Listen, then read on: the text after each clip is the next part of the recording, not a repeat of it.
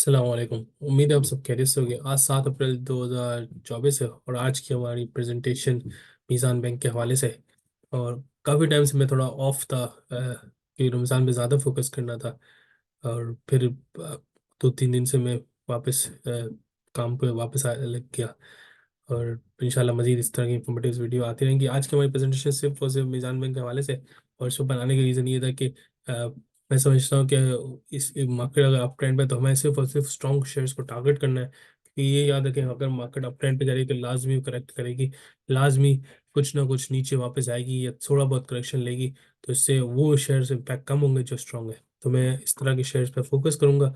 सट्टे वाले share, short term shares फिलहाल मेरी प्रेजेंटेशन डिटेल प्रेजेंटेशन का पार्ट नहीं होंगे। मीज़ान बैंक के तरफ चलने से पहले अगर मैं रिक्वेस्ट करूंगा, अगर लाइक और सब्सक्राइब नहीं किया तो चैनल को लाइक एंड सब्सक्राइब कर ले, ताकि मजीद इस तरह की इंफॉर्मेटिव वीडियोस आती रहेंगी। एजेंडा की बात करें तो आज का बैकग्राउंड और सेक्टर रिलेटेड इन्फॉर्मेशन मैं बताऊंगा। मीज़ान पे पहले मैंने एक वीडियो बना चुका हूँ और उसी की स्लाइड मैंने यूज़ करते हुए कुछ स्लाइड्स को अपडेट किया है, बाकी वही यूज़ की है मैंने। अ, और तो मैं कोशिश करूंगा जल्दी जल्दी उन चीज़ को कवर करूं जो पहले बता चुका हूँ, और बाकी उस पर फोकस करूं जो मेरा मुद्दा है और कंक्लूजन है। फिर मीज़ान के बैंक के बारे में बताऊंगा, करंट प्राइस के बारे में बताऊंगा, डिविडेंड फोरकास्ट और फिर आखिर में रिव्यू। बैकग्राउंड सेक्टर की बात करें तो मीज़ान एक इस्लामी बैंक है। सबसे बड़ा इस्लामी बैंक है, गलत नहीं होगा कहना। और इसके अलावा अगर बात करें, इसके अलावा पाँच और इस्लामी बैंक ऑपरेट करने हैं, जिसमें ये नाम में लिखे हैं bank, MCB Islamic bank, Islamic Faisal Islamic, Dubai Islamic, अलबरका Islamic. अच्छा, अब तमाम बैंकों ने अपने इस्लामिक विंडोज खोल दिए। एक तो इसकी वजह ये इस्लामिक विंडोज खोलने की या फुल फ्लैज इस्लाम बैंक खोलने की, क्योंकि स्टेट बैंक ऑफ पाकिस्तान ने ये finance minister, sorry, I think पिछले साल जिक्र किया था कि 2027 की डेडलाइन है, तमाम बैंकों को इस्लामिक बैंक पे लेके आ रहा है। तो इस वजह से इस्लामिक इन कमर्शियल बैंक्स या जो कन्वेंशनल बैंक है, जो नॉर्मल बैंक है, जो इस्लामिक नहीं है, वो उन्होंने स्टार्ट इस तरह किया था कि इस्लामिक विंडो खोली थी और फिर इसके बाद फुल फ्लैज इस्लामिक बना दिया पूरी बैंक को ही। जैसे कि आपको याद होगा, एमसीबी इस्लामिक पहले विंडो थी, अब एमसीबी इस्लामिक प्रॉपर बैंक है। इसी तरह मीज़ान के बारे में अगर बात करें, जो हमारा टॉपिक है, सबसे बड़ी इस्लामिक बैंक है। और ना कि सिर्फ सबसे बड़ी इस्लामी बैंक, आप अब दूसरी कमर्शियल बैंकों में देखा है तो उसमें भी टक्कर में ये बैंक परफॉर्मेंस वाइज एक्सीड कर चुकी है। लेकिन अगर बैलेंस शीट वाइज देखें तो टक्कर में है, बिल्कुल कोई डाउट नहीं। कमाती क्या है? कमाती प्रॉफिट कमाती है उन चीज़ों से जो उन्होंने इसने लोन दिए होते हैं या एसेट दिए होते हैं अपने। आम अमूमन तौर पर बैंक इस तरह कमाती है कि लोन देती है उस पर सूद कमाती है। इस्लामिक बैंक इस तरह कमाती है, एसेट देती है उस पर रेंटल कमाती है।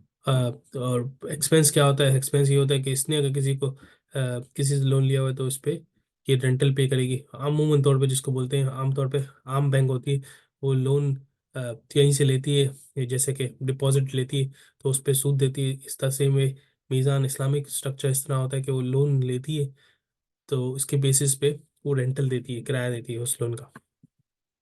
लेकिन वो एसेट बेस्ड होता है, लोन नहीं होता डायरेक्टली। बाकी अगर परफॉर्मेंस की बात करें तो परफॉर्मेंस हाइलाइट्स की बात करें, जो इसके रिसेंट अकाउंट्स मेरे ख्याल में ईयर एंड के अकाउंट्स आ चुके 2023 के, 34% ग्रोथ है, जो कि मैं समझता हूँ मैसिव ग्रोथ है। और अगर सेक्टर वाइज ग्रोथ देखी जाए 24% है। ये इन्फॉर्मेशन जो मैंने यहाँ ली है इनके अकाउंट से लिए और थोड़ी सी अपनी रिसर्च करके sector wise banking sector data से लिए, तो आप उसको वेरीफाई कर सकते हैं। 34% ग्रोथ है, 24% सेक्टर में ग्रोथ है। एसेट भी बढ़ रहे हैं, इक्विटी बढ़ रही है, नेट स्प्रेड भी बढ़ रहा है, 34% डिपॉजिट बढ़ रहे हैं। बैंकिंग का सबसे ज़्यादा परफॉर्मेंस इवेल्युएट करने का तरीका ये होता है कि इसके डिपॉजिट कितने बढ़ रहे हैं या कम हो रहे हैं। जितने ज़्यादा बढ़ेंगे उससे परफॉर्मेंस की नजर आएगी कि इस बैंक पे लोग रिलाई कर रहे हैं, उसको पैसा दे रहे हैं, ताकि वो आइदर करंट की सूरत में या लोन की सूरत में। तो इसी तरह हम देखें इसके डिपॉजिट हर साल ग्रेजुअली बढ़ते आए। अब में इस्लामिक बैंक का कॉन्सेप्ट ज़्यादा है तो इसलिए मैसिव इंक्रीज आगे नजर आता है। फीस एंड कमीशन इनकम की बात करें, अब ये एक मेजर मेजर तो कंट्रीब्यूटर नहीं कहूंगा, लेकिन ये कंट्रीब्यूटर है जिसकी वजह से इनका रेवेन्यू या डिपॉजिट वाइज या इन रेवेन्यू वाइज एक इंक्रीज आया, क्योंकि इन्होंने डिजिटल प्रोडक्ट्स लॉन्च किए इस साल नहीं, पिछले साल भी किए हुए थे। इस साल थोड़ा ज़्यादा उस पर फोकस आया, कस्टमर्स बढ़े तो उस पर भी एक सिग्निफिकेंट रेवेन्यू वहाँ से इनिशिएट हुआ। एक चीज़, दूसरी चीज़, बैंकिंग सेक्टर की बात करें, पाकिस्तान में अभी बहुत ज़्यादा स्पेस बचा हुआ है बैंकिंग सेक्टर में। कमर्शियल बैंकिंग की बात कर रहा हूँ।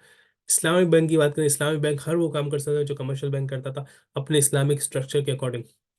तो उसमें अभी बहुत सारी चीज़ें हैं जो इस्लामिक बैंक नहीं करता और कमर्शियल बैंक करता है, तो उसको वो एक स्पेस है जहाँ इस्लामिक बैंक काम कर सकता है और ग्रो कर सकता है। तो इसके लिए एक सेक्टर तो स्टैब्लिश हुआ हुआ है, इसके लिए एक डायरेक्शन स्टैब्लिश हो रही है, किस तरह करना है ये इन्होंने डिटरमाइन करना है, तो फिर ग्रो कर सकता है मजीद।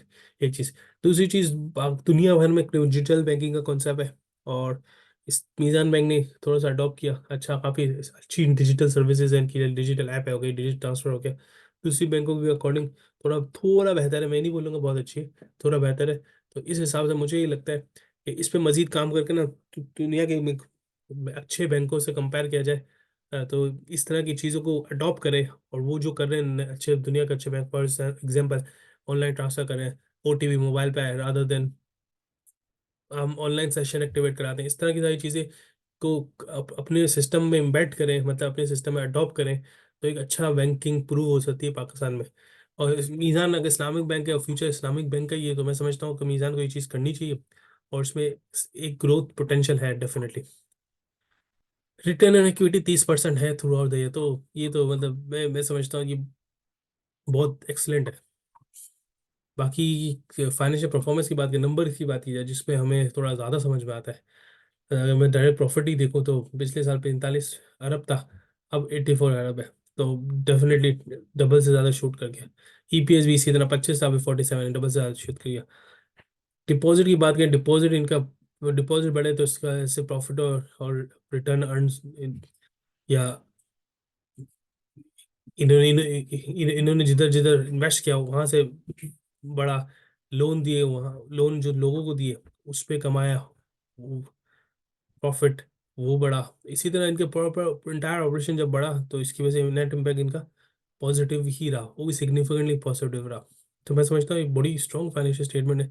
अगर हम किसी भी और फाइनेंशियल बैंक की देखें, उसकी इतनी ज़्यादा मुझे स्ट्रॉन्ग नहीं दिखती, ग्रोथ वाइज इतनी स्ट्रॉन्ग नहीं दिखती, ओबीसी नंबर ज़्यादा हो सकते हैं, लेकिन ग्रोथ मुझे इतनी ज़्यादा नहीं दिखती, जो मैं समझता हूँ कि एक मैसिव वो है। और ऑब्वियसली फोकस भी लोगों का इस्लामिक बैंक पे ज़्यादा है। लोग बोलते हैं कि ऑप्शन अवेलेबल है तो क्यों नहीं, क्यों हम कन्वेंशनल बैंक में जाए। ये मैंने थोड़ा सा पिछले स्लाइड से लिया हुआ कि वाई विजान बैंक सबसे बड़ी लार्जेस्ट इस्लामिक बैंक है। डिविडेंड यील्ड भी बेहतर है दूसरी बैंकों से। करंटली ग्रोइंग फेज में, और मजीद ग्रो करेगा 2027 तक। न्यू प्रोडक्ट्स पिछले साल बहुत लॉन्च किए थे इसने, डिजिटल प्रोडक्ट्स, अब मैं समझता हूँ मजीद इसमें काम करने का है, लेकिन उन्होंने अपनी फाइनेंशियल स्टेटमेंट कुछ बताया नहीं कि मजीद लॉन्च करेगी। तो मैं समझता हूँ कि एक एरिया है जिस पे काम करेगी, और मुझे लगता है स्ट्रॉन्ग होगा इस्लामिक मीज़ान बैंक के लिए। बाकी 2027 वाली डेडलाइन का मैंने जिक्र किया, 2027 में इस्लामिक सिस्टम लेके आना है, तो Meezan bank definitely automatically focus आएगा, सबसे बड़ा बैंकिंग बैंक है सेक्टर का। करंट प्राइस की बात की जाए, जब मैंने पिछली वीडियो बनाई थी 164 पे था, मैंने तब इस तरह आपको फोकस किया था कि अब अभी भी अच्छी प्राइस पे, मजीद ऊपर जाएगा लेकिन अभी भी अच्छी प्राइस पे। अभी 217 पे, अब क्या मैं बोलता हूँ, अब मेरा सीधा सीधा इसका जवाब ये, अभी हिस्टोरिक हाई प्राइस पे, नो डाउट, लेकिन लॉन्ग टर्म के लिए स्टिल इसको कंसिडर किया जा सकता है। ठीक है।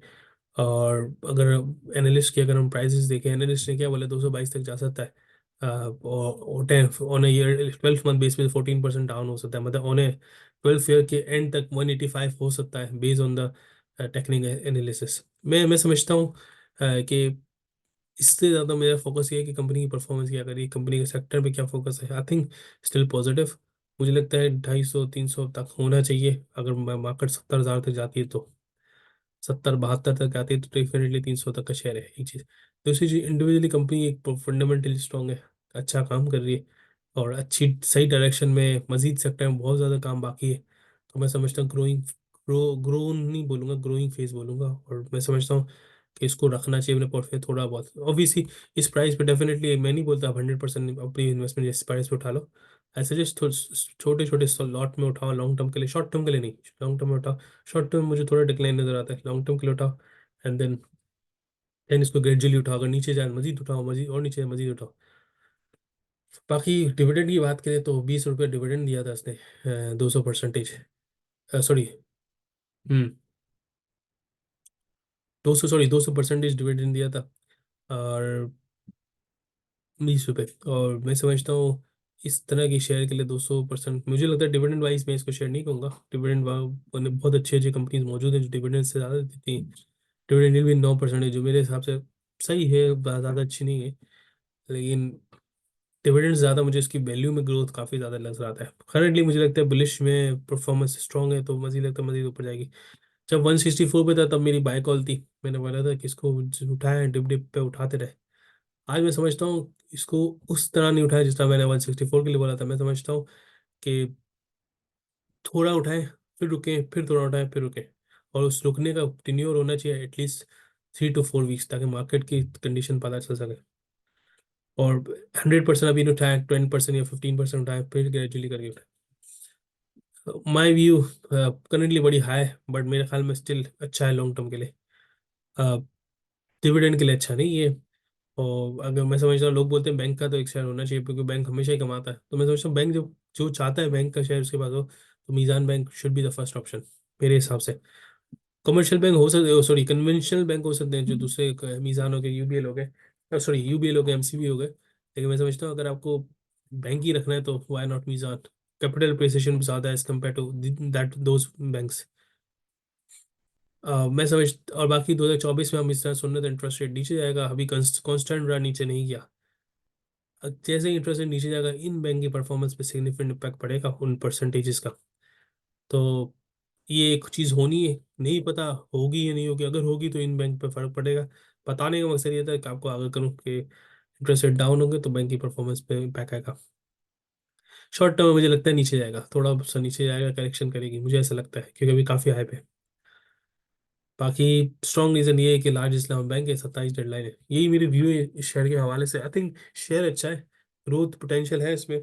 और आप इसको स्लो स्लो करके उठाएं। और ये ऐसा शेयर है, मैं समझता हूँ कि मार्केट अगर सिग्निफिकेंट डिक्लाइन करती है तो मुझे लगता है अगर गिरती है तो ये बेस्ट ऑप्शन होगा पिक करने का। दैट्स इट, जज़ाकल्लाह, अस्सलाम वालेकुम।